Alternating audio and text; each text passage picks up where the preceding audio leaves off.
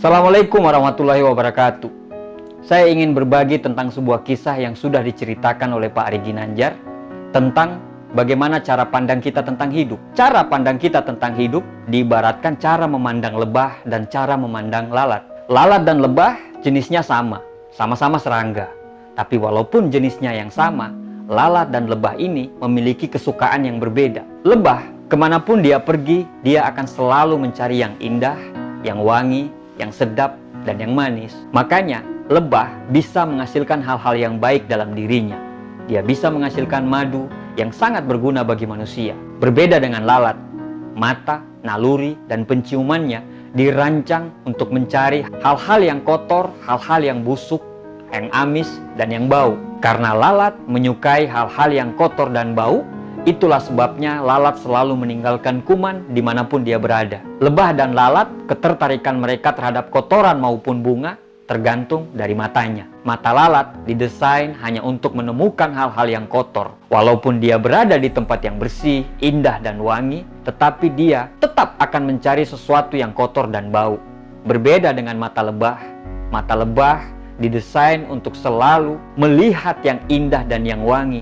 Walaupun dia berada di tempat pembuangan sampah sekalipun, dia akan tetap mencari yang indah dan yang wangi. Begitu juga sebenarnya cara pandang manusia. Kita hidup di dunia yang sama. Kita hidup dengan waktu yang sama. Walaupun umur yang membedakan kita. Kita diciptakan sebagai makhluk paling tinggi di dunia ini.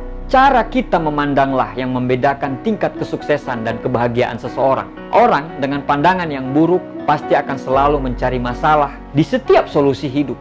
Orang dengan pandangan yang baik akan selalu mencari solusi di setiap masalah hidup. Orang dengan pandangan buruk dikasih solusi apapun, dia akan selalu mencari masalahnya. Sama seperti lalat tadi, walaupun dia ditumpukan bunga, dia akan selalu mencari sampah. Orang dengan pandangan yang baik, setiap dikasih masalah, dia akan selalu mencari solusi dari setiap masalahnya. Sama halnya dengan mata lebah tadi, walaupun dia berada di tumpukan sampah, dia akan selalu mencari yang bersih, yang harum, dan yang wangi. Mata yang tidak baik itu timbul dari hati yang buruk. Mata yang baik itu akan selalu menemukan hal-hal yang baik, karena mata yang baik timbul dari hati yang baik pula. Orang dengan mata lalat, dia akan memandang seseorang dari satu keburukan, padahal orang itu mungkin memiliki 1000 kebaikan. Orang dengan mata lebah, dia akan selalu memandang satu kebaikan, walaupun orang itu mempunyai 1000 keburukan. Makanya, jangan heran orang-orang yang memiliki pandangan seperti mata lebah, dia lebih cepat memaafkan seseorang. Karena dia selalu tertarik untuk selalu melakukan hal-hal yang baik. Sekarang, bagaimana cara pandang kita terhadap karunia yang Allah berikan kepada kita? Apakah Anda selalu memandang hal-hal yang buruk seolah-olah dunia tidak berpihak kepada Anda? Kalau Anda selalu memandang hal-hal yang buruk, maka hasil dari hidup Anda pun akan selalu buruk. Anda akan selalu memandang dari sisi negatif. Setiap karunia yang diberikan kepada Anda akan selalu merasa kurang. Anda selalu merasa bahwa Tuhan itu tidak adil. Pandangan buruk akan membuat seberapa besar rezeki dan karunia yang diberikan Sang Pencipta akan selalu kurang di mata Anda. Saat Anda dikasih anak, Anda akan merasa anak itu beban. Padahal di sisi lain, banyak orang yang ingin seperti Anda, ingin punya anak.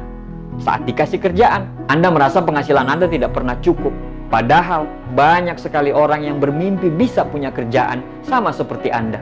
Saat Anda dikasih motor, Anda selalu mengeluh panas, hujan, dan Anda pengen punya mobil. Padahal di sisi lain, banyak sekali orang yang ingin seperti Anda, ingin punya motor. Hidup ini tidak akan pernah ada bahagianya kalau selalu dipandang dengan mata lalat, selalu dipandang dari keburukan saja. Hidup kita di dunia ini hanyalah sementara.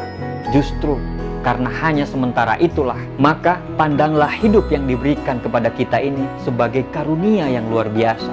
Rezeki itu sudah diatur.